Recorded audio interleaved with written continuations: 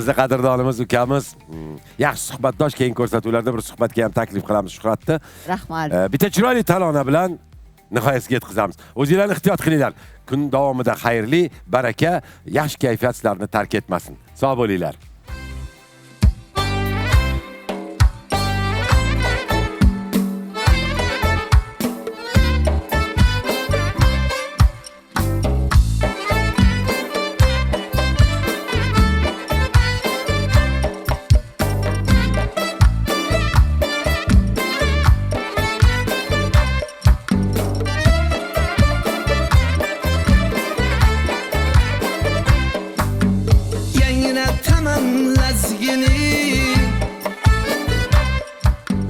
Yalla qilib qo'lda soz lazgi kuyi yangrasa turlanasan beqiyos chehra ochib oy kabi noz qilasan sarvinoz lazgi bilan davraga fayz kiritish senga xos lazgi bilan davraga fayz kiritish senga xos ola ko'zi bo'y bo'y bo'y qora ko'zi bo'y bo'y ola ko'zi bo'y bo'y bo'y qora ko'zi bo'y bo'y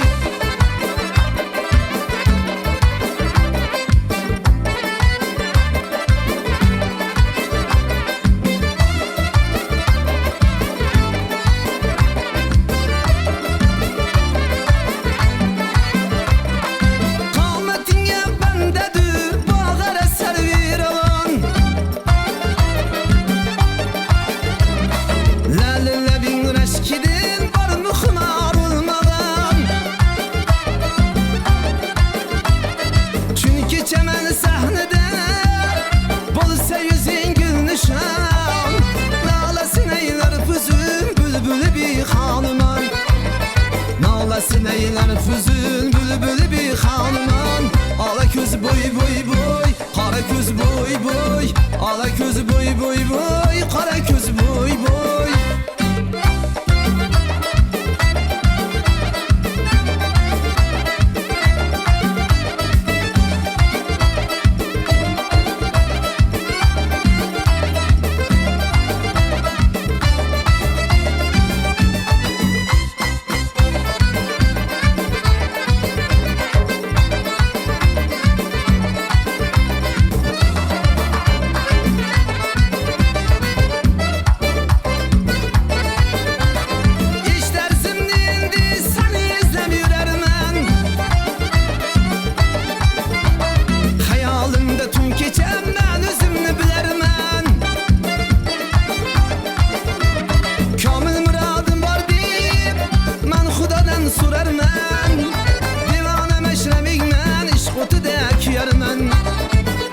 Meşreming men iş kutudaki yermen ala köz boy boy boy kara köz boy boy ala köz boy boy boy kara köz boy boy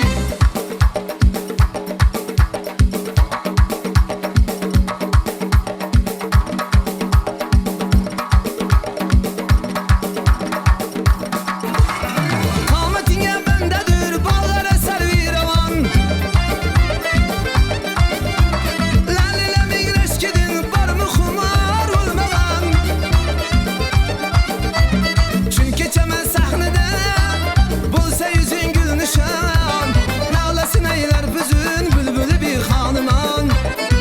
Sineyler füzün bülbülü bir hanıman ala köz boy boy boy kara köz boy boy ala